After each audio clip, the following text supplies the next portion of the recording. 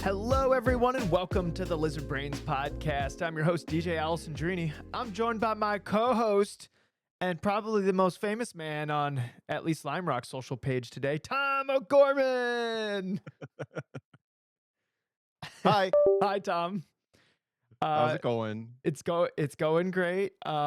We are spamming Lime Rock social page because they put up a post of like, hey, we have this Nastruck, and it's like designated for a free agent. Now, how free that is, we don't know. But I made a little post, put in the Discord of the podcast, like, come on, everyone, spam Tom. And I know you deactivated Facebook, but there's like 500 comments on this thing, and half of them are like, Tom O'Gorman.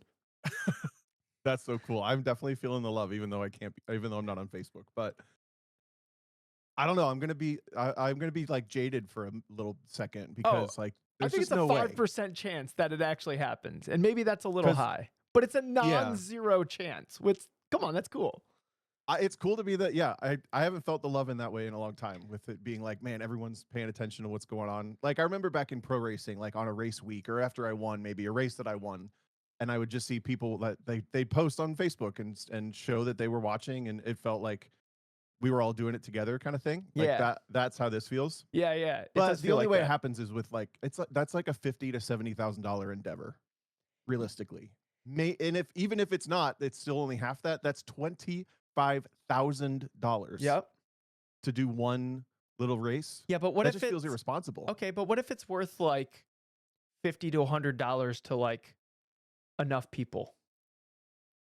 That would be pretty mind blowing. Because I would throw in like $100. I'm like, hell yeah, let's get Tom in there. Like, let's see. Like, and I don't know if that's like speaking for everyone, but if it's worth it to them, so they can see somebody that they know and respect and that you've helped, via podcast and outside of the podcast and stuff like that. Like, I think, like, to me, that would be like money well spent. So like, don't feel guilty on that, right? So like, if this opportunity does come up, and it is happening, and there is like a check involved, which, let's be honest, they're not just giving out charity over here. This is like a business. Like, their post is like a marketing thing of like, get people engaged, generate some buzz for the race, because it's the racetrack posting it, right? But if enough buzz gets created where it's like Tom O'Gorman, like, I don't know, like, we might as well throw him in the truck. Let's reach out to him. Like, let's at least try to figure it out. That's where I'm at. Like, let's try to figure it out. And if it feels icky to you, then I will take it on. I will run through the ick. Like let's make it happen. Oh yeah. I mean, look, if it still feels icky after we got the funds or whatever, I'll put blue sunglasses on. I'll be like, yep, I'm Tom O'Gorman, and I'll drive the truck. Which, let's be honest, you would do a better job driving the truck. So it might as well be you. Okay. You would definitely do a better job driving. He's going to, no, Tom thrives on driving stuff that drives like crap. So, and I bet that truck freaking sucks. So, yeah. So yeah, I would be so entertained just watching you out there, like trying to figure it out. It would be crazy. I would need to start a fitness routine tomorrow. Yeah. To be in shape to drive the truck, which would be fine. Dude, can you imagine better motivation than, I guess I'm driving a Nastruck in July? Yeah, right. Yeah. Yep. That'd be pretty sick.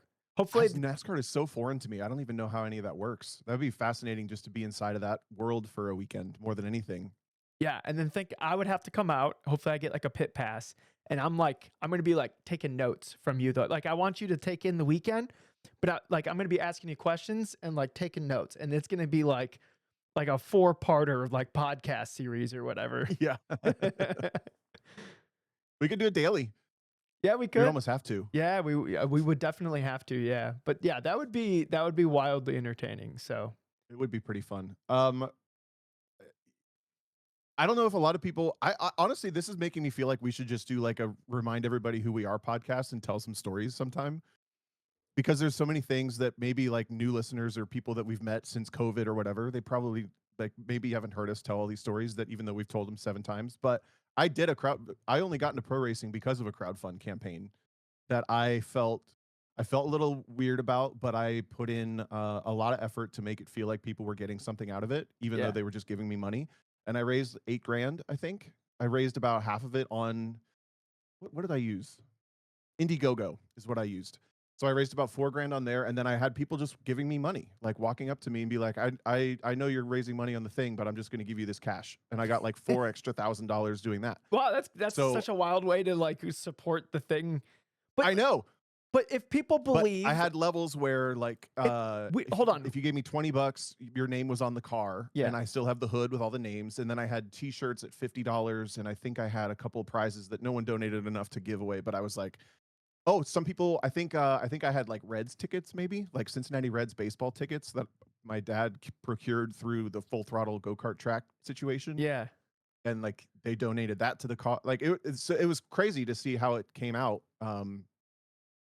And it really 8 grand's not that much, but I stretched it to go to 2 race weekends. So I do feel a little bit like I already burned my you realistically, you should really only use the crowdfund thing like once, no matter what you're doing it for. Like that's an emergency situation, or like a this is a once in a lifetime opportunity type thing, right? I'm saving mine You're on the for second one, it's a little like, yeah, yeah. I'm saving and my if you go GoFundMe. past 2, what are we doing? Stop asking for money. I'm saving my What are you gonna GoFundMe say? for a GT3 ride at Bathurst. So I just There you go. yeah, I have to we have to build the audience enough, and then I can cash in on my one GoFundMe, Yeah, yeah, and yeah, then yeah. yeah. I'm waiting. I'm waiting. I'm gonna be Perfect. like 67 years old, and I'm gonna finally cash in on it. But like I'll get there. I love it. You'll just be able to like fist bump at that point, and they transfer funds Yeah. Through your like from your neural link. yeah, exactly. Yep. I can't wait for that. You just wink at somebody and they get money. Yeah. What were you gonna ask? Something about the crowdfund? I cut you off because I was in the middle. Oh, I was gonna say something along the lines of like uh it's not up to us to judge whether we think it's worth it or not. It's like if people feel like that, like putting that money toward you going to drive an ass truck or whatever, like it's up to them to decide if it's worth it or not. So, Yeah, and true. just from the Yeah, I haven't excitement, decided how I feel about it yet. Obviously, I haven't engaged yet. yeah, Maybe I'll engage tomorrow or something. Just long enough that it's like the seed's been planted. They've been spammed enough today, yeah. And then you're and like, then like hey, rip the engine cord and fire it back up again tomorrow. yeah, I don't know. We'll see. We'll see. I think I'm like I was feeling like warm and fuzzies like scrolling through all the comments and like seeing everyone just being Oh, like that's the best hyped for part for you. sure. Yeah. So that was That's cool. That was cool. y'all are awesome. I feel the love. How was your week been, Tom? It's pretty good. I commentated the Road Atlanta Super Tour, which is the SCCA like national level club racing. Friday, Saturday, and Sunday. I have there was some like interesting things that popped up. I don't know if telling stories about commentary is very interesting, but we had first of all, also get this out of the way first. I cannot believe how many licensed race car drivers had their car break down or be in an accident, and they got out of the car And on the it's track. and it's not on It fire. happened like a half dozen times. I cannot believe how many times it happened. I was like, we finally just started talking about it on the on the broadcast. We're like, well, we're full course because Road Atlanta had a corner worker get hit and killed a couple years ago. Yeah. So they seem to be appropriately but extremely gun shy about like anything that's happening on track that involves safety or people or workers. Like they just go full course yellow right away. And they actually went black flag all a couple times just to like get the cars off the track from circulating Yeah. and then resumed them. But either way, that meant every single time one of these dumbasses got out of their car on the racetrack, we went full course yellow. So like Oh the third or fourth no. full course yellow where we're only under yellow because someone got out of their car, we're just like, well, we're under full course yellow because this person got, we just started becoming, it's interesting because we run the spectrum as, when you're an autocross commentator or announcer, you're mostly informational. You're like maybe partially entertaining, Yeah. but so we are trackside, and we're also like the voice of the event for the participants in a lot of ways. We make grid calls, and we can communicate information about that stuff, but we're also on the broadcast for entertainment, talking about the races and like where is the fourth wall with that. So there are certain things that we don't talk about and certain things that like we'll make announcements for. There's this group having a party tonight and it's at 5:30 and here's where it is, right? What are some of the fourth wall things that you don't talk about? I'm trying to think of a good example. That's a great. I mean, something like when the driver gets out of the car and we go full course yellow. Actually, we had one happen at Button Willow that was interesting 2 weeks ago. They only have one ambulance on the property, Yeah. and somebody tripped and fell or hurt themselves in paddock. And the ambulance had to leave the trackside to go to the paddock. So we went full course yellow because there was an incident in the paddock Whoa, that that's took so away the weird. safety truck that there. And then on top of that, the closest place to get a new ambulance is not Sacramento. What is the town near Button Willow? I don't know, some other town near Button Willow. Some other town. It's 40 miles away. So Oh, if so they it's have to like an transport hour. somebody from the track, they have to send a new ambulance from there. So it takes however long 40 miles is to get to the track before we can go back to green flag. So we essentially had this like 25 to 30-minute delay because the ambulance left the track to deal with this person who hurt themselves Did or got hurt something. did And they then leave it they got transported and we had to wait for the new ambulance to show up, you know? did they leave That's it something we wouldn't talk about because it's like, it kind of makes the track look dysfunctional a little bit or the event feel a little dysfunctional, but also it's just like, Yeah. not important information. That kind of stuff is like we know what's going on, but we don't talk about it. Versus at some point when everybody keeps getting out of their car, we could just be like, and everyone keeps getting out of their car. Don't do that. That's why we're full course yellow, you know? Yeah, did they leave it full course yellow that whole time they're waiting for an ambulance to show up, or did they just flag the race and go like, "Eh, crap happens"?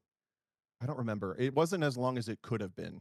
So they either I think they just did a black flag and put them on the pit lane for a little Okay, while. because circulating it during a yellow is so annoying because you have to pay It's attention. really boring. It's worse than driving in traffic because you have to pay attention enough to like, so you don't run into people, but then also like it's not engaging enough to like you're just sitting there bored. Like you're just like, come on, I'm in a race car. I want to do race car stuff, and you're just like Yep. cruising around slowly. You don't even have cruise control because Did it's a race car. I think you guys were retired by this point, but at the VIR 24-hour champ car race, they always do like it's a half hour minimum amount of time because they have to go deliver.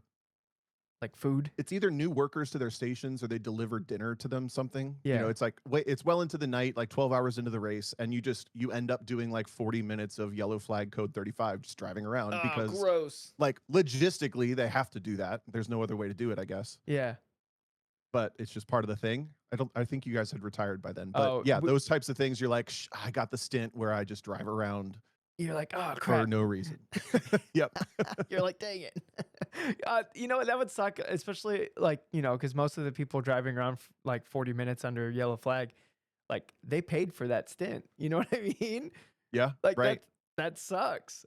I, I, How I about the guy? I wonder if you Do you had, remember? hold on. I Go ahead. wonder if you had like inside knowledge of like the schedule getting laid out. And you're like, I don't want that stint or I want a discount because like it's not going to Right. cost anything to run the car for 40 minutes just driving around slowly. Like, I wonder It's if like the guy. you can negotiate that in. There's a guy that owns. I think he owns the race team in GT3 cars. They do all the big like endurance races around the world every year, and he owns a house on the property at Bathurst. And he's a bronze driver, but they run in pro because in the pro category, the bronze driver doesn't have a minimum drive time. So he could literally or it's like an hour, right? It's like nothing. So literally anytime there's a full course yellow that seems like it's going to be a while, they pit in and they put him in and he drives around under yellow or like the least consequential stint possible, Yeah, does yeah, his little yeah. hour in a 12-hour race. And then he literally like goes back home. And they always talk about it on the broadcast, like, yeah, he's done his hour. He's probably back at his house. Like, that's so strange. I want to be the pro for that guy because you're just like, you're It's going to literally like drive a lot. he has his two pros and they Yeah. always do the rest of the race. Like Oh, man. that's the dream gig That right is there. the Yeah, dream yeah. gig. Yeah. It's like the owner wants to participate, but doesn't even like, he doesn't even want to drive the car. Like, come How on. bizarre is that? Yeah. Yeah. I don't know. Maybe it's a little too intense, but he still likes to be like a part of it or something. I don't know. Yeah, yeah. He was the guy that taught me what pelican is in Mm, Australian. what a guy. That guy. And now we have an emoji in the Discord. Yep. This guy's influence. Okay, what else was from this weekend? We also had a really unfortunate series of events. It was kind of like off and on raining all weekend, which produced some like really, really good racing. Honestly, I don't know if people think of the broadcast for SCCA races of like, oh, that's on, I'm going to watch it for the entertainment value. But like the Spec Miata races are always good. The SRF races are always good. You know what I was Obviously, some surprised people do, with? but I think more people should because SMX races were really good. But it was raining off and on, and at the very end, it started to What happened? What happened? Trying to jog my memory because it was like oh, okay. So something happened where somebody was broken down or had a spin and they had to go full course yellow. And during the full course yellow, it started to rain super hard, and all the cars on track. It was Formula Atlantics, Formula Continentals, and Formula Oh, Enterprises. they're So on it's like the slicks. fastest. They're all on slicks. The Yeah, track yeah, had yeah. been like a dry line, and they just made the call. I think it had 5 laps left. Like this is just dangerous to ask them to keep racing, and because you can't just go do a pit stop in club racing, they flagged it early. So while they flagged that race early, and then they had a like switch around for the next group to come out on the grid, and then they did like, oh, everybody came to grid before the rain came, so we need to give them time to go change their rain tires. So they gave them 20 extra minutes to go back to paddock, change the tires, come back, and somehow a car got on out of the grid, leaking oil, and essentially leaked a full outlap of oil. And the corner workers all caught it because the car is smoking and they can smell it and everything. So Yeah. they wave off the green flag.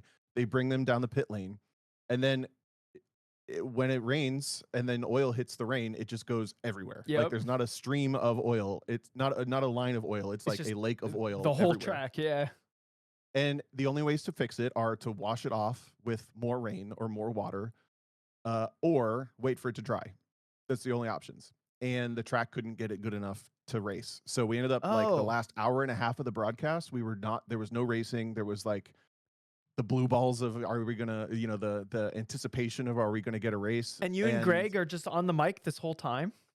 well, no. We did a lot of breaks, but then we had Eric Prill, who's the VP of SCCA and club racing. He was on with us a little bit. So we're just like Yeah, wow. filling. And then it's just like, okay, no race. Everyone go home. So that was kind of a bummer. But everything else, like most of the race was really good. What group didn't get to race? Because man, that would peeve me so much. It would be so annoying. That It would was be the so big bore annoying. group. So like GT1, GT2, Oh, those cars are Touring really 1, Touring expensive 2, to like. Yeah, that sucks. the risk. They spent all the money to be there, and then I mean they raced on the other day though, right? Yeah. So at Yeah, least they they did. got some racing in. But yeah, it's like when I did my Spec MX5 race there, I won that in a sim racing competition. And I go there Hmm. with Winding Road Racing. They provide a race car for the weekend, and I just have to show up and drive it. And both races ended under yellow because production cars would like stick themselves in sand traps. And for some reason, so like each race was like a little under 10 minutes long, and I should have had an hour of racing, and instead I had like 18 minutes of racing, like for the whole weekend. So like I was just a little bit bummed leaving that. So, but I can't like at least I got to take some green flags. You know what I mean? Yeah. So, yeah. Wow, what a bummer for those guys. But yeah, what do you do? Like, what are you gonna do? You're gonna go out there and race in the oil? Like, that's the problem. We were having a discussion. Like it was surrounded around Luke McGrew, and during that discussion, uh, it just made me realize that sim racing is just the better platform to compete because that would never happen in sim racing. There's so It's much true. annoying stuff that happens in real life that gets in the way of the goal of the everything. Everyone is there, mostly everyone is there to compete. And there's just so much real world stuff that gets in the way. Lightning, a car oils down the track and it's wet. Some other they can't fix the barrier or something, and now it's like it's done. Like that stuff never happens in sim racing, and you just get to do it. Like the competition is gonna happen, unless Yeah. like iRacing servers are down or something, or like your computer breaks or something like that. But that happens so less often than real world stuff just getting in the way of having the fun. Yep. Yeah. And there's even levels to that because that's why, like, when I play sim racing, I don't want damage on. Damage is one of the worst parts about racing. Why would Yeah. I want that part? I personally, I hate dealing with setting up a car. I think it's obnoxious. I want a fixed setup. I don't want to have to go through all of that work to make the car quote unquote better. And like, I just want to race. Like, so even that, you and I have the different level of Yeah, that, yeah, even true, true. Yeah. with sim. I like having the car drive the way I want it to. And you're just like, I just want to drive the car. So True, yeah. But yeah. then everyone half the time I get the setup from somebody else, or I play with it and it turns worse, or it's junk, or I can't drive it. And half the time I'm like, oh yeah, I would never want to drive the car any other way than this. So I see the value, of course. Hold on. Anyway, so that was most of my weekend. There was something else from last week that I did that I thought would apply, but I can't remember right now. What did you do this weekend? I gotta You try guys to had like a remember. wholesome weekend home, didn't you? Oh yeah, I went bowling with my dad and my sister and my little brother. And I suck at bowling. I'm really bad at it. My sister took a video of me bowling because they were like you look so wacky when you go up there. Like they're all like, they have like their like ball, they have like a little towel and they're like wiping their ball down, and I'm just like, I don't know, the pink one's cool. And I go up there. My thumb doesn't like go in the ball correctly, so I just put two fingers in and I just kind of like hold underneath it, and then I just like fling it sideways like down the alley or whatever. And it works for the most part. Um but like my sister recorded me, and my God, it looks freaking ridiculous when I go up there and throw the ball. And I found my right arm is still sore. This was on Saturday. We're recording on Wednesday. My right arm is still sore because the way I was chucking the ball down the alley was like I looked like a maniac. But I had some kind of consistency with it at least. But You know yeah, you have to show us this video now, right? You can't just say all that and never show us. I don't know. It's a little weird. Look, I've had enough embarrassing things happen this week, and I'm gonna embarrass myself on the podcast because that's what this show is for. But I didn't mute my mic on Teams moment earlier this week, and I'm gonna share it with everyone. And so I'm being trained on a new thing at work, and I'm in a call with a bunch of people I don't know. So like this is like these are the first impressions of yours truly.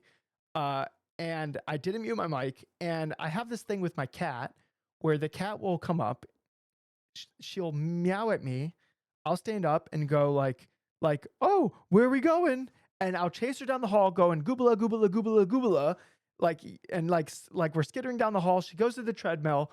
I turn it on and I give her a bunch of pets as she walks on the treadmill. And in the middle of this, somebody in the call goes, DJ, you're not muted. And so I'm running down the hall, like baby talking my cat. and and the whole call heard that. And yeah, so that's great. So later in the day I sent a video of me chasing the cat down the hall to the group, saying, "Well, you heard what it sounded like, so this is what it looks like." And Yeah. yeah, so That's so but funny. I know I understand the embarrassing, but it's yeah, also very cute and charming. yeah, I'm a I'm I'm a serious person, damn it, I Yeah. swear. Serious HVAC A man. serious businessman man over here fucking yelling at his cat running down the hall. Uh, Oh well. yeah. We've all had a moment like that, I'm sure. I can't think of one for I myself wish though. I wish I had like a proximity sensor on my computer where like if I walk away from it and I don't click a certain button, it just goes like he meant to be muted. So are you just wearing a headset all day then for work? I have like the little in-ear Bluetooth headphones, that you'd normally have paired to a phone. I have that paired to my Yeah. computer. So I can actually walk all over the house. Hmm. It's very convenient. Yeah. I guess if as long as you run the risk of sounding like a maniac Yeah. away from your computer. I like so what makes it worse is that so we're all being trained on this new like very complicated thing, so the meetings are being recorded, so that means that there's a recording of the audio of me like yelling at my cat running down the hall, and I can't bring myself to go to listen to it because I think I would die. That's so funny. Yeah, so if I have to refer back to those videos to like help with this new process I'm going to be doing, I'm just gonna have to skip over that part. I'm gonna be like, oh, I know what's coming. Nope, nope. I'm just gonna have to skip it.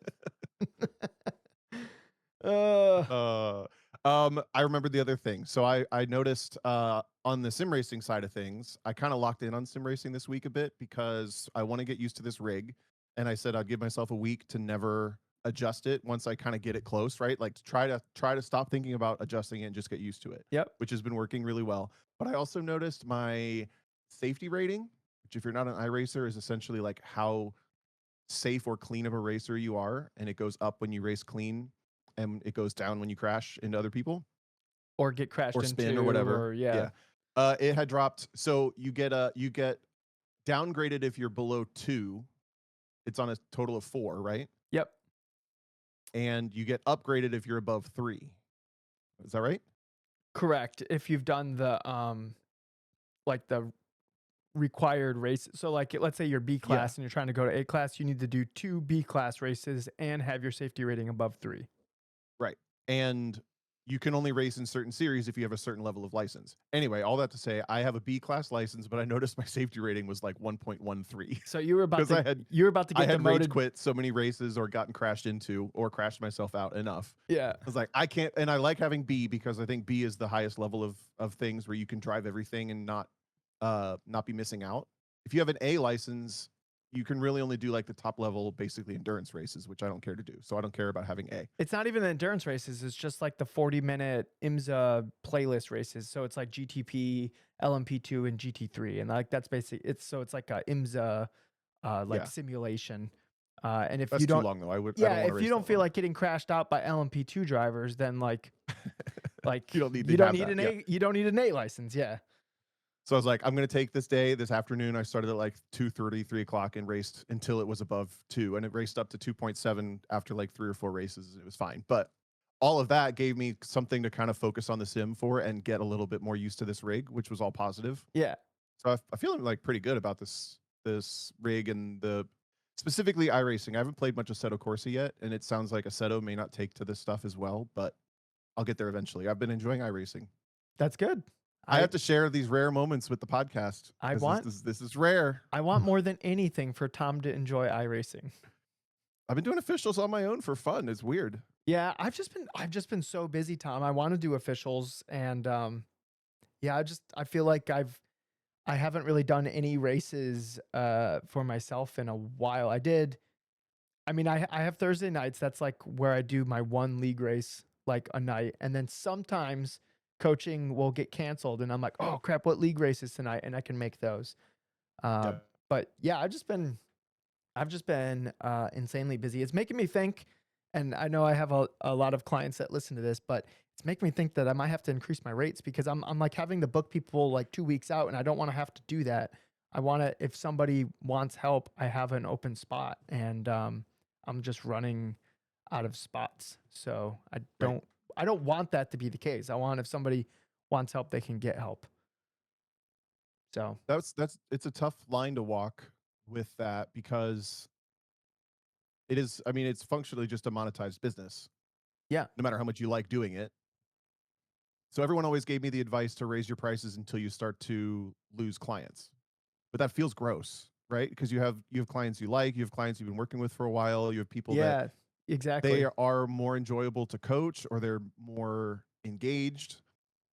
And often as you price people out, you lose the people that you want Yeah, more exactly. so than Yeah. you lose the people that can afford it. And then all of a sudden you're just doing it for work. I mean, I struggled with this with coaching to an extent,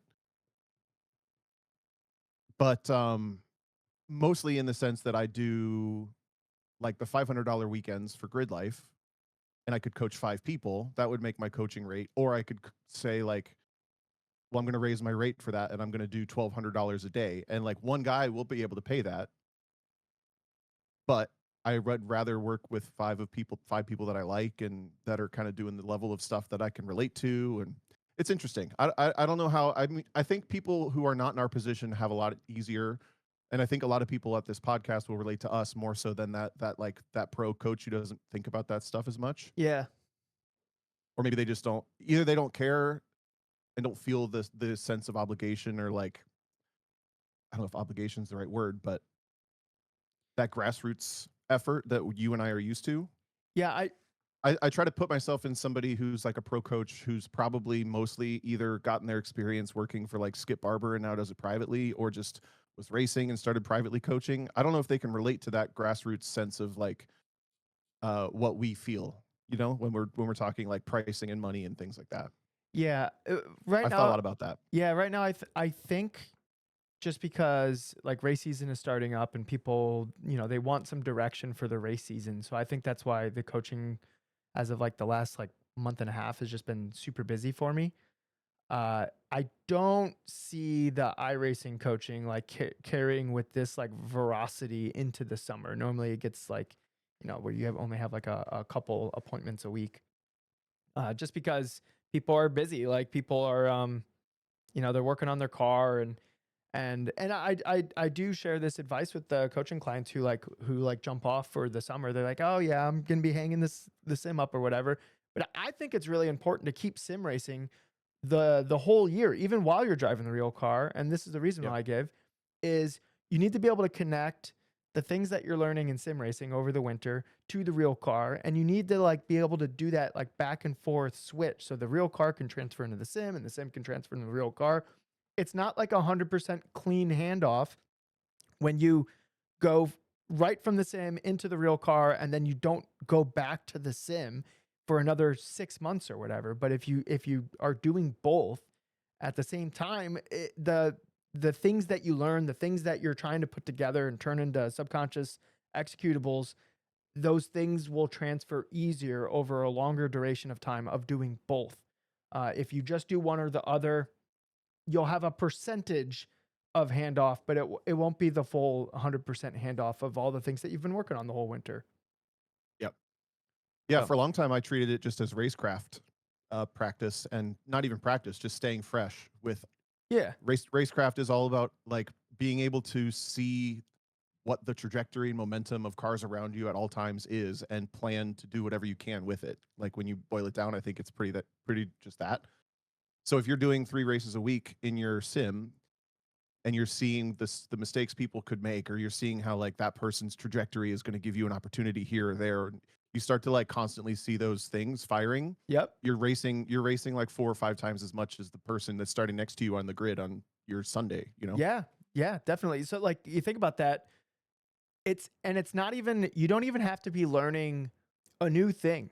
It could just be cementing those pathways in your brain that recognize the patterns, the mistakes, you will recognize those things just a little bit faster, and maybe just that little bit faster means that you're actually able to capitalize on those things. It's just a great tool to stay fresh and to just have your actions be more automatic than they would be otherwise. I'm curious how, by the way, we're hosting a sim race this weekend. It's at noon. It's a 2-hour endurance race in iRacing that you can do by yourself or with one other person, uh, and guarantee be competitive anyway. But I'm curious because it's also a NASA weekend with a lot of our audience, the people who we sim race with. It's like pretty overlapped into that event. Yeah. Curious to see if it fills to the same number because we usually get about 50 some teams. Wonder if Yeah. it'll be more full because we gave it so many options. We have 6 different cars in the race, 6 different classes, so there's lots of options, and it's only 2 hours, so it's not that big of a bite. But also, it's getting into people's race seasons. I can't believe you're going to VIR for a day and then coming back Yeah. for this race. You're a the, maniac. the guy I'm coaching was like, "Why can't you do Sunday?" And I didn't have the heart to say like, "Cause I have a sim race." It was Yeah. like it was like, "Ah, sorry, I have a conflict." Yeah. Yeah, yeah. So I yeah, I I was trying to he really wants to get better at VIR, and this is like the only VIR weekend that works for like the whole year. So I was like, well, I can come out Saturday. But I'm not gonna miss my own event, Tom. Come Yeah. on. I get it. I get it. Yeah. Like what would it be if oh come to our thing and like do the thing and then like I'm not even here. Like I just Yeah. think that's a bad look. I'm trying to figure out what I'm going to do about that with our ASM track day at Blackhawk because we got dates from them, and this overlaps with one of my SCCA commentary weekends. So Mm. I'm thinking like I either don't go to my own event, and then like Andy and A, Oh, Tom, I lost your mic. I don't know if are that's you just back? on my end. Okay, you're back. You're back. No, we have a huge thunderstorm picked up as soon as we started. That's why I keep looking, and it's like crazy wind right now. Okay, okay. But maybe that was that. Anyway, Blackhawk. Oh, because I can either like go to my own event and commentate all day from Blackhawk and hope they have the internet for it, but not really be able to help, or but then not be go there at for all, and then they hangs have to run the whole afterwards. day. I could at least be social, right? And like Yeah. we take enough breaks and stuff in the SCCA stuff. I could pop in and out and in and out. I haven't decided what I'm going to do with that yet because I mostly don't trust the internet up there. Yeah, And you if I'm gotta commentating remote and I don't have good internet, then I just like didn't do my job. look, if anybody knows the internet situation at Blackhawk, I mean, you could It's just, not good. what about cell service? Is that, like, okay? That's what I mean. The cell service is trash there. I could probably ask them if there's like some internet I could connect to. Yeah, but it I might would not want to be be good like almost internet. hardwired. Yeah, Yeah, but it might not even be, like, good enough internet. It might just be, like, some I DSL, know. like, 10 gigabyte down, like, quarter gigabyte up or whatever. Because it's just a racetrack, like, how good of internet does a racetrack need, you know what I mean? Especially, yeah, there. It's a It's not very necessarily an up club. to date racetrack. Yeah, it's a Yeah. very, very club level. It's like I don't know, they barely have bathrooms. So I've never Jay actually says been to telling Black. someone I have a conflict instead of telling him you have a sim race hits close to home. Actually, I bet there's of the 800, 900,000 people, whatever, listen to this. I bet at least 100, 200 of them have used that before. Oh, absolutely, yeah. Sorry, I have a conflict. I can't make it. Yeah. So I'm willing to bet that at some point my coaching client, he might already listen to the podcast, or maybe he doesn't. Um, but if you're listening, C6 Corvette owner, hello, welcome to the podcast. I'm sure you heard Yeah. about it in this last weekend of coaching, and now you're listening to it on your way home. I'm sure we had a great time, and everything went Here's great. here's the thing. This podcast is a big enough deal that you have to be at your own sim race, and I'm gonna get to race in NASCAR. Oh, I have the shirt. Oh, look at I got my did you do that on NASCAR shirt purpose? on. Did you do that on purpose? Nope. Tom's Just like, like the shirts. what's a perfect shirt for when I became famous on Lime Rock social media? Yeah. the The the Yascar shirt. Pride LGBT merch that NASCAR sells. They would love that. Lime Rock, I don't know. It's Connecticut. Oh yeah. No, Yeah, yeah, I have. I'll take those. I'll take those fans. Hell yeah. yeah. We had a couple really good questions recently. I don't know that anyone's like huge, but do you want to jump over to that? You have anything else from this week? No, I remember last week we hinted at a topic, but me and Tom didn't talk about it at all. So next week, oh, Tom, we're gonna have to figure out something whether we record early of when I'm in Las Vegas for the pro solos, but we'll discuss that later because Okay. I'm gonna be in Las Vegas for a whole week. So Remind me what your topic idea was. Does uh, it take a lot of planning? You rational texted it to me. rational versus irrational fear, like while driving on a track. Do you want to think about that more? Because I don't really understand that as a topic, but I'm really curious to hear why you thought of it. I'll explain it to you because I want to hear how you work past that in your own head, or how you would help other people work past that. Yeah. Okay. Interesting. All right. If you want to plan for it, we can do that next Yeah. week. I'd Or our rather plan for it. pre-recorded. So okay, questions. Tom, do you have one queued up and I just need to hit the button? Yeah. Okay. Emails. Okay. This one comes from a name I had not heard in a while and was so surprised and happy to see pop up. I have no idea how this person still knew how to find us or whatever, but this comes from Jonathan Sexton, who, for some context, when I started autocrossing in Cincinnati, I had a Civic that my parents bought me to go to high school. It was like a 97 Civic Coupe, like $2,000 car. And it was an H stock, the class. And when I started going to events, there were two really fast people in H stock: Jack Burns, who's won some national championships, and Jonathan Sexton. And Sexton was driving a Scion TC in this class, which like no one did, but he was really fast. So I remember, so I like paid attention to him because we kept being in the class together, and we got to know each other and stuff. Anyway, so he joined the Discord and asked this question: what's the best old Cincinnati SECA region autocross lot, River Downs or Ford Sharonville? And those mean nothing to me. Yeah, those mean nothing to nobody, but I love the context of like how this question popped up because it has so much history behind it. I think River Downs, because I Why? actually never got to autocross at Sharonville. Sharonville was this Ford transmission plant, and they would let people autocross in the parking lot where the people would park for their 9 to 5s during the week.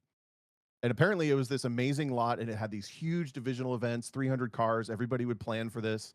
And they lost that site like a year or two before I got to autocross there.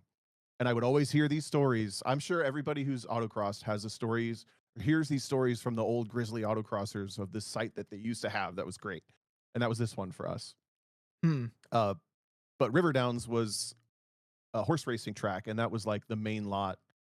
It was terrible. It was long and narrow and bumpy That's and the one you weird, said but that you'd prefer. I know because I never got the other one. But this one was where I like started autocrossing essentially. I'm drawing the biggest I blank, guess I but have to pick that one. what was that big airport that was down in like southern Ohio that people no longer Yeah, run at? What was that one? Wilmington. Wilmington. That's the one I always hear about because when I started autocrossing is right when that site became no longer a site. What is Tom? Here's a question to you. What is the best autocross site in the country? Lincoln. Why do you say that? Just the space and the courses that can be created?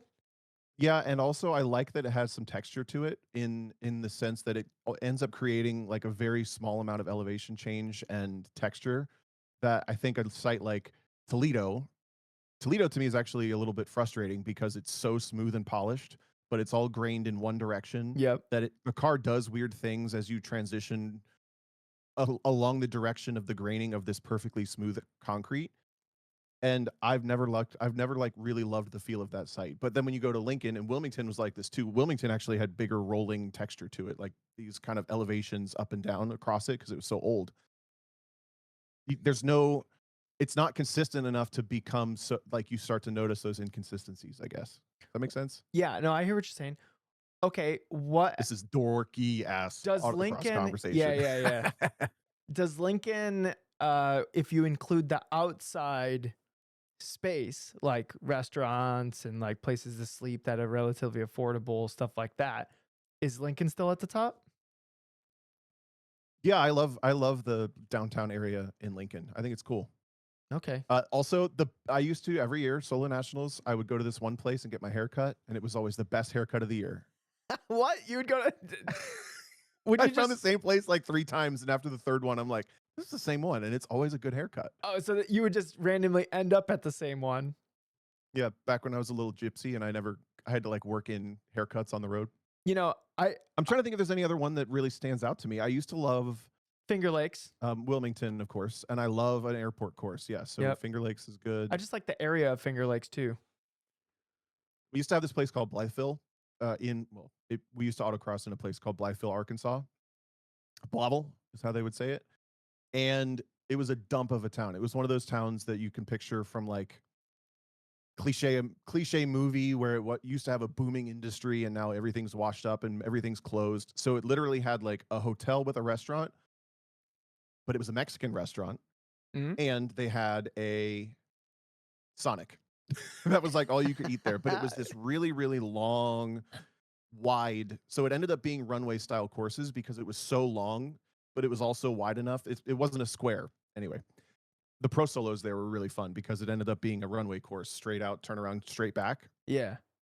I love that place too, but it was a dump of a town. You just basically we would eat Sonic one night and we would have margaritas and Mexican the other night. So it worked because that's what you do at autocross anyway. Yeah. But the rest of the town was trash. It was horrible. I Tim think Brewski heard about it. Yeah, or was used to go there. I think Charlotte should get mixed into that too because it does have some elevation changes and the town's really nice. Like there's a ton of places to eat and stay at Charlotte, and then you can Sure. camp. Like I just think that's just a great site.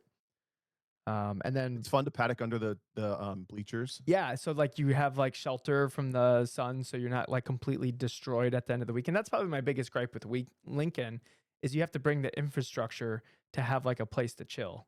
So like if it's Sure. just like a local weekend and you're not bumming off your buddy's like basically villa that he made out of pop-up tents because Yeah. that whole region bands together and makes like a living space with a sim rig. Shout out to Alex Peel. I think Lincoln hits a little different. I've never been there for spring Nats. I'm trying to get out there this year. We'll see if that happens or not. But It's weird. It feels really empty. yeah, that's how I'm guessing it would feel because I've only ever been there for nationals. Yeah. So I'm curious what that's like as like a locally site. I actually Because taught a food would be starting line hard school too. there. Food would be hard Yeah. there too. Because you think of, does a food truck show up for the locals? I doubt it. I don't know. I taught a starting line there once. So we had a 1-day event that it was like just 24 cars on Yeah. that huge site. Oh my And then God. the local the next day, and they reset up one of the old nationals courses, and we got to run it again. Oh, that would be Um, sick. but it is weird to be on that site with like 100 people. What an advantage to have that as your local site. That would be, that would be Yeah, huge. I guess. The reason why I think it would be an advantage is my first time, maybe even my first 2 times I went to Lincoln, the sheer amount of space to me throws off my sense of speed because Yeah, every other place I'm running, there's like things to hit and like stuff nearby. So you see that stuff whooshing by in your peripheral, and that gives you a sense of speed without even realizing that it's giving you a sense of speed. So then when you totally. get out to Lincoln, you're like hitting the rev limiter and you're like, wait, what? And then you look down thinking your car's broken. You're expecting to see like check engine lights, and you're like, oh no, I'm at the rev limiter. Like, like it's just the sense of speed is like completely off. Which is crazy. You brought that up probably well before the podcast when we like earlier when we met. Yeah. And I'd never thought about it before, but then as I ran back, because this was like probably 2017, 2018, the first time you said this to me. And we've been going there since 2009 for nationals. So I've been there a lot at this point. And you brought that up. Like I struggled this year because I was going too fast. My sense of speed was wrong. I thought there was And it no clicked grip. like my first 2 years, actually, I DNF'd runs in nationals competition by going too fast into things. Yeah. And I'm like, I guarantee you, I just didn't notice that I was going faster because I didn't have something like that. Yeah, it's like I even did that and didn't realize it, I bet. Yeah. Well, to me, it was like, wow, there's like no grip out here. And it wasn't that there was no grip. It's just I was going faster than I thought I was. So I had less radius available to Which turn. means that both of us were doing a bad job at something more fundamental, but Yes, exactly. Which, I mean, you're going the to, lack of scenery totally played into it. very few people on their first nationals have like the fundamentals freaking nailed down. So, I mean, that's True. just not how it works. So, Damn you, Andra Palata. yeah. Except Andrew Pilata. He had the fundamentals nailed down. He did. And to all other first time solo nationals winners. So must be nice. Must People. be nice. When I went, I was convinced that would be me, though. I don't know about you, Same. but I was Nope. I thought was it was. 1,000% convinced that I could win my first year. What was the podcast that Kinch Rendell was doing? Autocross Talk, I think, is what it was called. Yeah. Yeah. Yeah. I was on an episode of that. It was probably my first appearance ever on a podcast, Autocross Talk. Look for 2017 rookies if you want to find it. I'm the first guest. He like recorded a bunch of people who like were there for their first nationals. And I explained to Kinch how I thought I was just gonna win this thing. And you get to hear my Dunning-Kruger curve, where I explained like that is not the case, and I didn't even trophy. So, Yeah. yep. So the podcast that got me into podcasts, Taylor Wargo. Cool. Autocross Talk. There you go, Kinch. Hi, Kinch. There's a lot of great episodes on there. I'm actually curious how it Yeah. ages now that I have a little bit more of an understanding of autocross. But I just remember listening to like Brian Peters and Sam Strano and, you know, all like the legends of the sport in that podcast. And they all describe driving in different ways. And I just remember listening, because I listened to all sorts of driving podcasts when I first started driving, as I'm sure a lot of people listen to our podcast, and you're just like, if the whole podcast, you listen to the whole hour and a half, hour, whatever of the podcast, and you come away with one little nugget where you're like, dang, I never really thought about driving like that before, or whatever.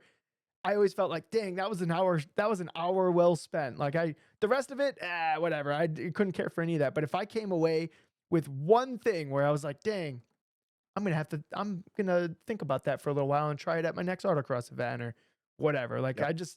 I just ate stuff up like that. I would listen to podcasts where I didn't actually think they really knew all that much about driving, but it would just make me think about driving. I would think about the ways they were explaining something incorrectly, which would make me think Yeah. about like, why is it incorrect?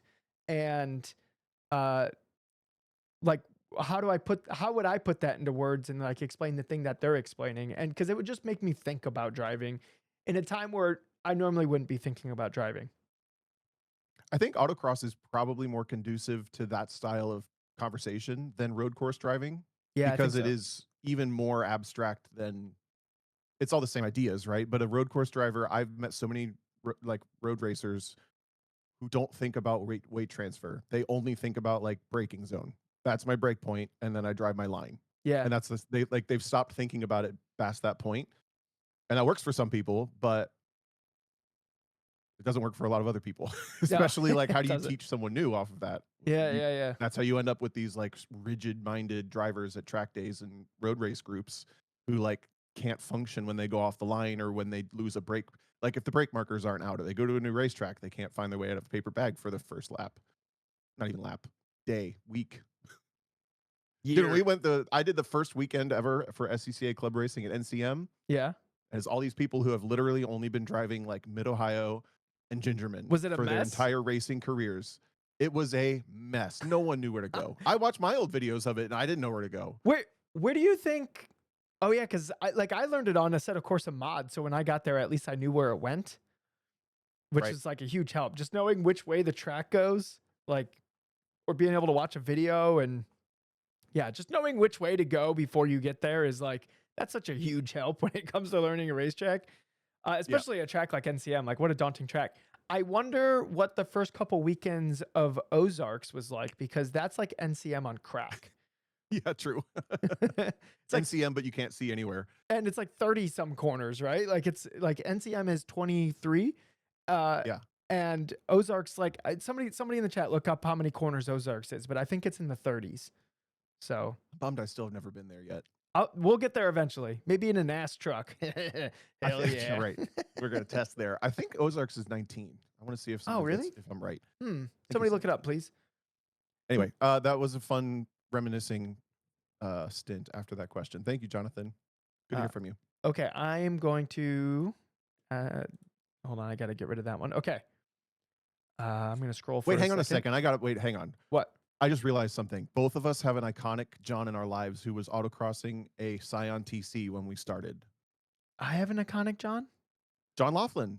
Wasn't he in a Scion TC when you were like, that guy, I got to ride with him. He's so No, fast. he was in a NB Miata.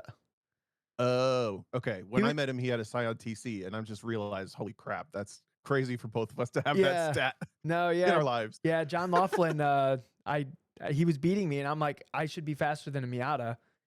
And so I like went up to him and I remember being like so nervous to ask him to drive my car and like in hindsight it's like oh yeah, sure. I'd love to. Um and that was his answer. And then he took me out and I sat passenger seat and I was like, oh my God, he's like driving to the element and then hitting the brakes when he gets there. I don't know why Tom, I was so bad at this when I first started. I'd be like, I'm at the speed for the next element. Hell yeah. When I get there, I'm going to do so good. Yeah. Why would I uh, want to go faster right now? Because now I will be going the speed that I need to be when I get yeah, there. I'm already going the speed I need to be. Why would I I'm not in a hurry here. What are we doing? Racing? Yeah. That's such a traffic-minded person. You know, that person that Yeah. talks about their commute and they want to pass me and they think, what? Now I'm at the same stoplight as you. That was you on the autocross course. No, it's Just because you true. raced to the finish, you think you're better than me. It's We're true. all going to get there at the same time anyway. The event ended at the same time for all of us. Oh That's such a no. funny, that's like an SNL skit for autocross or something.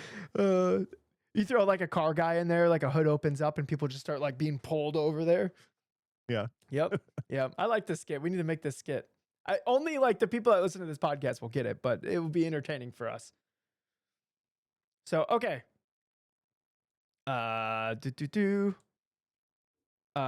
Devin from Hooked on Driving ask, what level do you need to drive a car to fully understand its behavioral characteristics? Like, is 7/10 enough? 9/10? Can it be done on the street? Do you need it? Can it be autocross or does it have to be track to understand its behavior? So, what do you think, Tom? I have to reread this question. I'm trying to find it. February 23rd is when it came in. So level do you need? Okay, I interesting. I've done shock tuning on people's shocks before, just driving around on the street, because like there's spectrums, right? Like you have like you can be like 80% there just by like just driving around.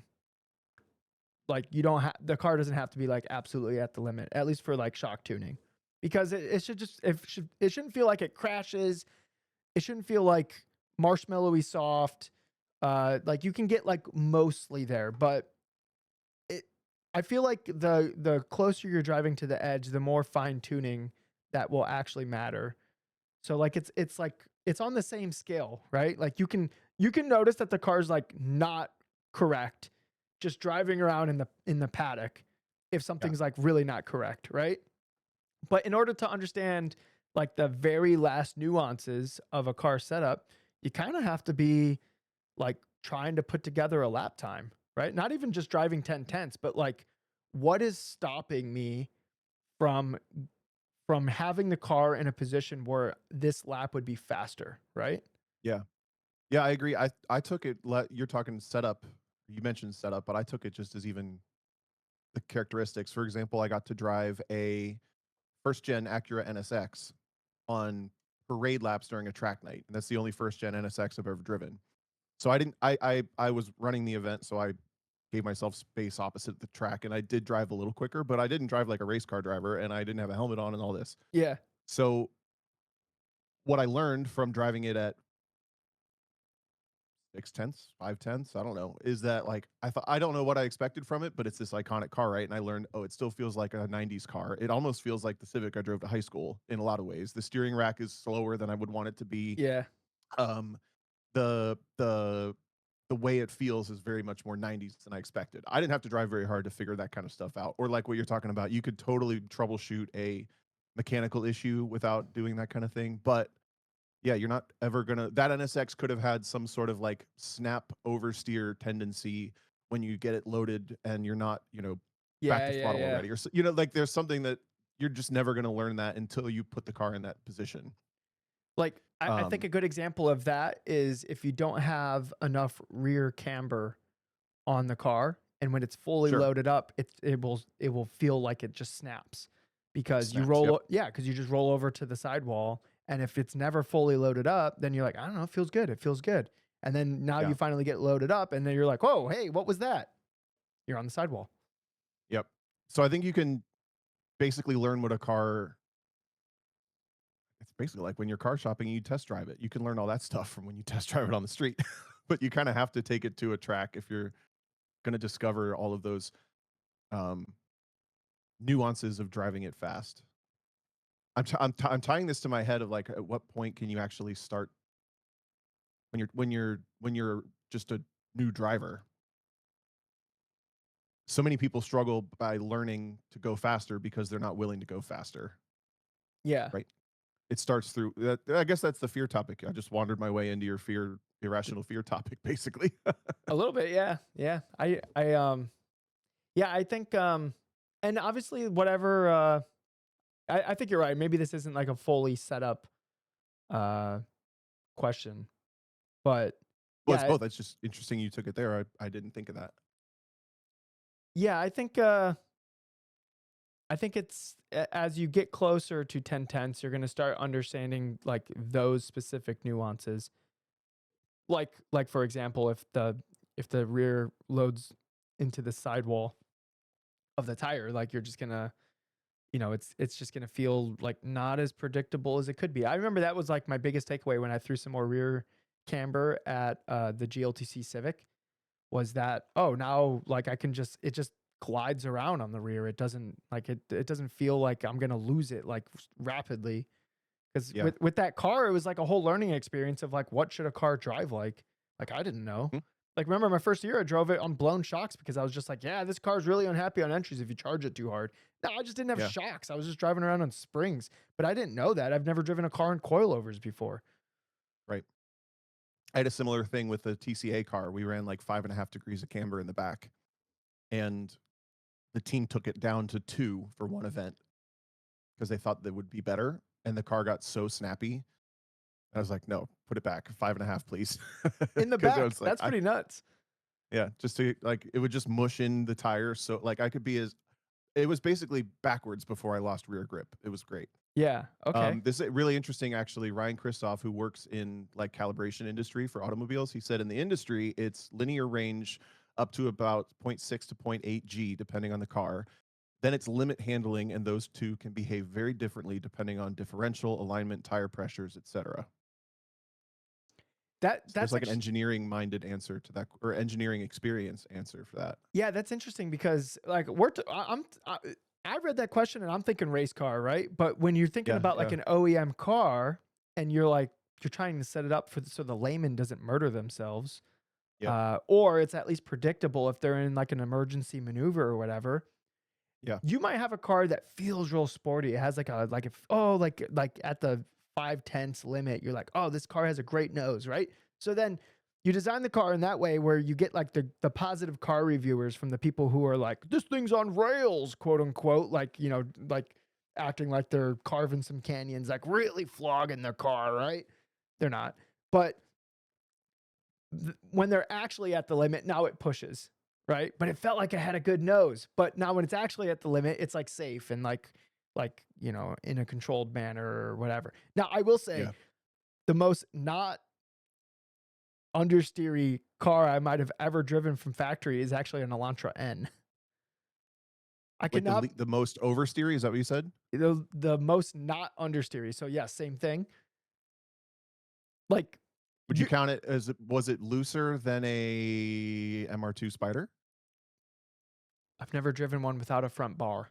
So yes, probably. Or not, no, probably not. But I've never driven a MR2 without a front sway bar, like a Interesting. stock front sway bar. Yeah, yeah. Yeah. I don't know if it I've would never just get driven to an the Elantra bump N, but stops. I see them snap spin constantly at autocrosses. Yeah, and that's like literally from factory. Like I cannot believe how loose that car is. And maybe like out of the showroom floor they maybe they have like toe in or something to like try to tame it or something. Maybe because I'm just thinking of the one I drove in autocross and I was just blown away how loose it was. I was like, I Yeah. cannot believe they sell this car like this. How am I not driving down the highway and I just see like the headlights of these things all the time? That's funny.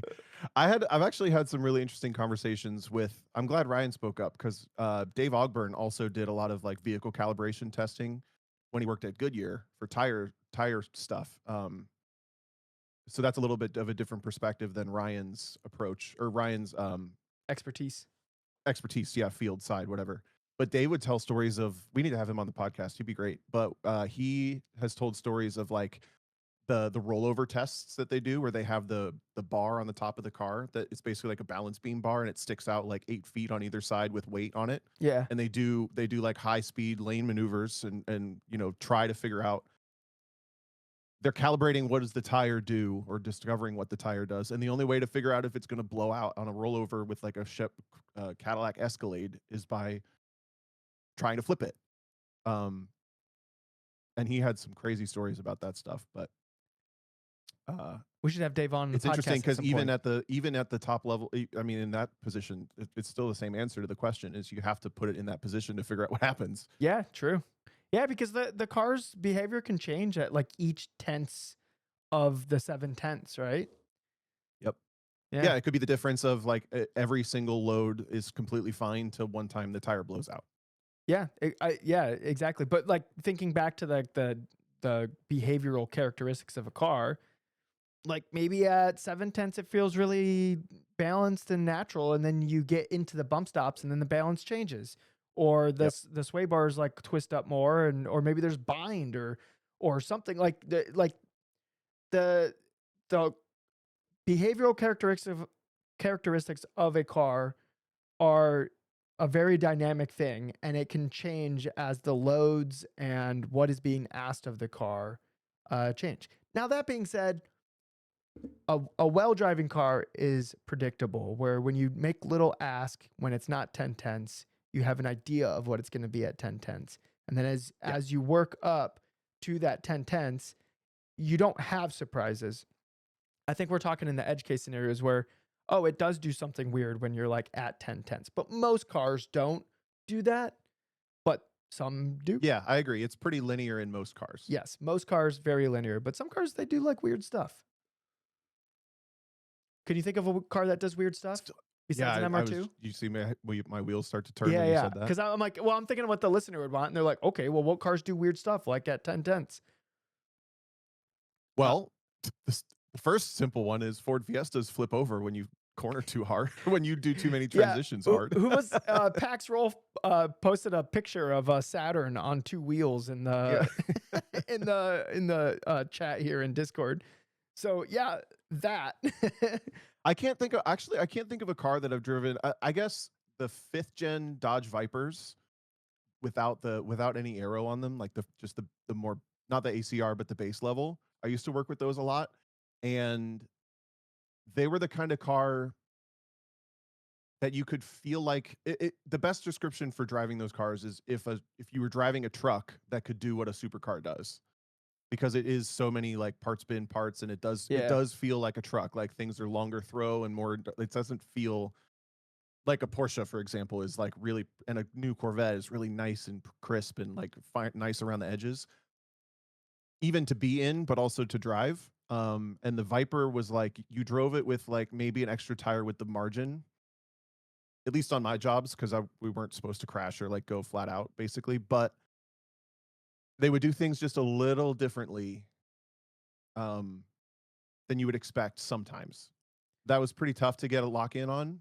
And then the other example I can think of is those freaking tires, those Continental ECFs. ECFs. Yeah. I think those are like a roulette of what they're gonna do Yeah. in a lot of Eight cars. tenths, they feel perfectly fine. When you're actually like trying to extract a lap out of them, man, it is a dice roll. Yeah. Taylor says NPC tire. Yeah, basically. So And the good news is for everyone who heard that, most of you probably can't afford a Dodge Viper, so don't buy the Continentals, and you won't have to deal with this. uh, for me, a C Street Miata. So it's like a stock Miata with like a big front sway bar. You don't think it's gonna push as much as it does from like the driving it like 5, 6, 7 tenths, like driving it around on the street or whatever. Then you get to the autocross and you're like, holy crap, this thing doesn't turn. And you have to change all the corner shapes to match the lack of front end in that Sure. car. Yeah. That's Interesting. that's probably a good example. But you think about what creates cars that don't feel like that don't have that linear progression to 10 tenths. It's cars that have something like really out of characteristic for the car. Like these Kind of sway something done to bars. them. Yeah. Yeah, like these sway bars on the front, like for C Street, are like, I don't know, like 5, 6, 7 times stiffer than what is stock. So it's just like this huge spring that is not normal. It's like completely out of whack with like the marshmallow springs and bump stops that are like normally on the car. So Yep. it drives a little funky. That being said, That's why time attack cars are always so funky, yeah, because because they there's get to touch everything. yeah, yeah. So sometimes the more modified a car is, the funkier it is. Enter Anthony's G35. So that was Yep. going to be the next thing, because you drive it like 7 tenths, 8 tenths. You're like, okay, okay, and then you get to 10 tenths, and you're like, the rear's on casters. Now I have heard that he accidentally had a bunch of toe out in the car, and that makes sense after driving the car. Yeah. That's like last year, I think, no, 2 years ago maybe, Matt Waldbaum's GLTC car. He was the only one that drove it for quite a while, which is like that's how having a race car works, right? You're probably the only one driving it. Yeah. And it was getting to the point where I think he might have had a couple of spins that he didn't really understand, Like and he was why? having a hard time verbalizing to us how strange it was. So we had this test day at Autobahn finally, and I drove it, and it was like two attempted laps with like these massive mistakes that I didn't see coming from like they like slapped me in the face without me seeing it coming. And you're like, what the hell was And I that? came back off the track, and they ended up finding that the shock was bent. One of the rear shocks was bent. So when it was traveling, it would do weird things that it Mhm. wasn't supposed to do. But it took us driving the car to even be able to relate to what Matt was dealing with, to then start to figure out like something's just wrong. And now we have to figure out what it is. Yeah, because at first everyone's just like, yeah, yeah, yeah, Matt, get good. drive better. Well, Andy, yeah, he Yeah. does literally say that. And then they're like, all right, throw the pro in there. And then so Tom gets in the car and Tom comes back and he goes, hey guys, turns out Matt's not crazy. Something's wrong with the car. Yep. And then yeah, now it's like, okay, I guess we'll take a wrench to the car and like figure it out. Uh-huh. How Which frustrating. took literally taking it apart to I mean, that sucks. That's a kind of like Yeah. almost electrical level problem to find. How frustrating must that be for Matt? Yeah. But Honestly, I can't believe I made it his fault a little bit because I'm like, "Man, this is so bad that you it was like, that I bad? can't believe you let it was really bad." And I was like, "I cannot believe that you haven't made a bigger deal about this." Well, Like, you should have been making a bigger deal about this for sure. if you think about it though, this is Matt's first race car. And like here's the thing when you're like just driving the one car, uh Yeah. and that's the only car you're driving for the most part. Like Matt was doing some autocross and stuff like that too. But for the most part when you're just driving the one car, like you're like this is the car. This is my car. This is how it works. But I Fact that I saw play victims. I was telling Anthony at that AMP track day that we just need to get we need to get you in like a good driving car so you know what it's like. Like when I drove Zach Lavoie's Andy Smedgard Motorsports S2000, I was like, dang, this is what a good feeling car drives like. I was like, I am so glad I got to experience a car that drives this good because I didn't experience that up until that point. And I was like, this is what a well set up car feels like. It's not it doesn't feel fast. It doesn't feel like I need to extract the whatever out of it. It was just easy. It was easy to Yeah. drive and I could see where the time was and it was up to me to go get it and it didn't feel like I had to put myself at risk to go get the time. I just had to execute better to go get the time. To me that was like, Yeah. wow, what a great driving car. And it wasn't until I got to drive that car where it was like, dang, okay, this is what we should be aiming for when setting up a car is for it to drive like this. I'm trying to think, do you think it's a fair statement to say basically any symptom that shows up because of modifications that wasn't well, I don't know if that's dumb now that I'm saying it out loud, but basically what am I trying to say? For a driver who might be going down like the modifying and setting up path, and they start to get things where anytime you question, I don't know if that should be there. Like the behavior should be there? The behavior, yeah. Insert whatever symptom has come up that like either the stock version of your car did or something you don't expect. I think that you should almost automatically assume that something's wrong and at least go into like asking a lot of questions and trying to figure out if something's wrong if that thought ever crosses your mind. Yeah, the Because issue I I err think on the for side of caution big time with this. Sorry, go ahead. yeah, I think the issue for like 90% of people is they don't just make one change to the car. Like it's a whole package or whatever they put on the car. And now the car drives differently. So they're wrapping their head around that. And then they're finding like bad behaviors. And they're like, well, it's a new package. I have to like dial it in. Like whether it's like adjustments on the knob or like ride heights or like sway bar settings or whatever. Yeah, And maybe the whole time it was just like an end link binding and that behavior shouldn't have existed in the first place. yeah. That's what I'm trying to say is maybe I think people don't react extremely enough when this kind of stuff starts to happen. Yeah, And maybe that's just because my personal opinion and approach is like I'm almost not satisfied getting back in the car without finding something broken. exactly. You know, like Yes. I put I first of all, I have high levels of mechanical sympathy. I'm never driving my own car. So I have to learn a lot of stuff quickly. And if something sticks out to me as wrong, like I I like have a pretty hard line of like I'm not just gonna deal with that, you know? And if you own that car and you've been dealing with it, I think that can be maybe it'll help people understand like you should be looking for something wrong if it feels wrong. It shouldn't be a like I'm going to find it or maybe I need to get used to it. Like people can be a little quicker with that Yeah. The problem is decision, I think. I think a lot of people don't like they're not sure what wrong feels like. So I remember when I first started autocrossing and Ito was new at autocrossing too. Ito had this S2000. He had fancy shocks on it, and it turns out those shocks were just like broken. And but he didn't know, and I didn't know when I drove the car. Uh, that was like, wow, yeah, S2000. This thing's like pretty hard to drive. Like, wow, what a handful, man. The fast cars certainly are fast. and neither of us knew that like that it's just the car wasn't functioning properly. Yeah, And that is such a hard thing to figure out. and I remember That's why I'm Ito, trying to be careful with being like, "You should," because yeah, you can't you can't you can't know. make it that black and white. Yeah, you can't know until like you know. Like that's why it's almost like I think it's a real benefit to throw known quantities in the car so they can go like, yeah, good. Like for example, like when I drove Diego's car, I was like, Diego, you got a great car, right? Like Yeah, there's nothing wrong with it. It's doing like exactly what like it should do. Like it has no bad behaviors. Like enjoy, right? I yeah. drive some other car and be like, something's wrong with this thing. Like I don't know. Yeah, I don't know what honestly it could be. Like here's some ideas, but like and a lot of times, so I've taken cars out to like set like a reference lap or whatever, take the owner out or whatever, and I've come right back in. I go, something's wrong with it. Like there's no point in me setting the lap. The value they're right. getting is me going, something's broken.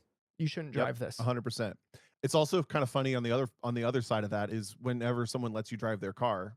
Like I got this a lot when I was doing just fun laps at Grid Life a lot for the first couple years. That's kind of all I would do is people would let me drive their car and it was productive for them, but it was fun for me. But more often than not, it was just a nice car, like you said with Diego. And they want either something to be wrong or something to be improvable. And Yeah. anytime I drove something where I'm like, it's nice. I like this, I like this, I like this. Uh, I yeah, it's a really nice car. Thanks for Yeah. letting me drive it. And They're you can almost tell a little bummed. bit. It's like They're almost so bummed. there's not something. It's not nothing. I can't.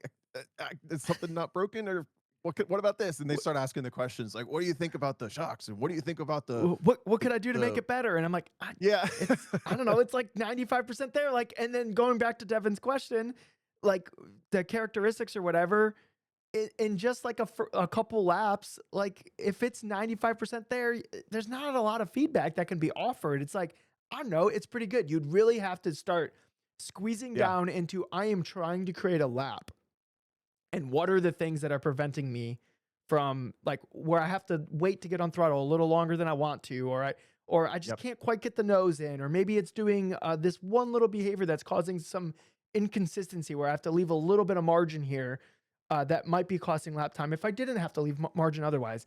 And then you're getting into like the very final nuances of like the setup. But if the car's right 90, 95% there, the feedback's going to be, hey, good car. yeah or probably spend more money Yeah. because Or, it's going to be either a parts modification or a better tire or something yeah, yeah, that's yeah. going to be our feedback. Um, that's funny. Yeah, that interaction was always fun. Yeah, Um, they're almost actually, wishing what's the crazy to me last is they're sorry, go ahead. always sorry, Tom, I'm talking over you. You're Uh, good. the craziest thing is when you're like, "Hey, great car," and they seem bummed. And Yeah, you're like, right. "What?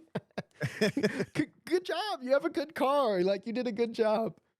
The last fun story about this, actually, he submitted a question that we'll probably get to next time. But Bowie Gray had a e-production SCCA Club Racing um, Mazda RX-8. And Bowie, you have to remind me what was wrong with this car. But this car was, I drove it at Road Atlanta, I think twice, maybe once. It was the most diabolical thing I've ever driven. It was so absolutely atrocious. And he knew it was atrocious and he was just having people drive it with the warning like something's wrong and I don't know what it is. And I think it was something extra stupid like the shocks were on it upside down or Or backwards like the or settings were backwards or something like that. something like they were basically not functional at all. It Yeah. was like a solid rod on all four corners Oh or yeah, that'd just be the rear terrible. or something like that was that's why it did this. And it was so puzzling to all of us that drove it. I think 4 or 5 people drove it at that Grid Life event. It was the first Grid Life South. But I need him to remind me what that was now because it was another one of these stories of like just something was so wrong.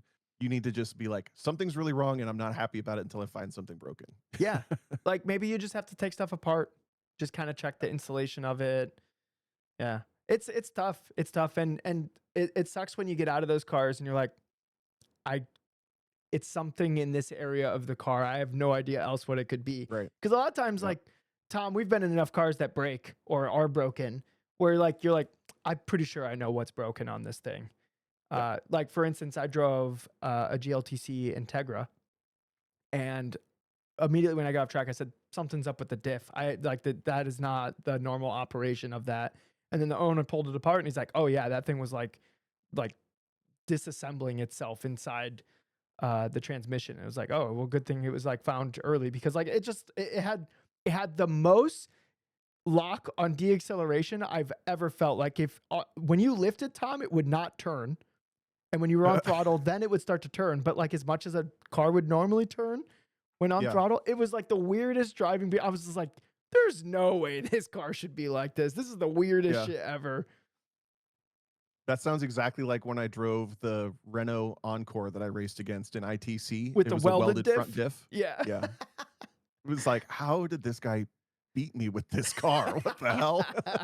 You have to drive it with like the worst fundamentals ever. Like you brake, and then the moment you turn in, you have to be on throttle. Yep. Yeah, it's like Yep. completely backwards to like how you should be driving the car. And if you want to actually go really fast, you have to learn how to blend the throttle going on as the foot comes off the brake. It's so weird. I don't Yeah, it's recommend super it. weird. People have shared some kind of funny things that have happened to them along those lines. Should we end on that? Yeah, let's end on that. Sure, go ahead. I Spaz wasn't paying said attention. he thought it was me, but it wasn't. I don't think that Josh Halka's camber bolts were loose and self-adjusting all around Road Atlanta. Scary. That happens.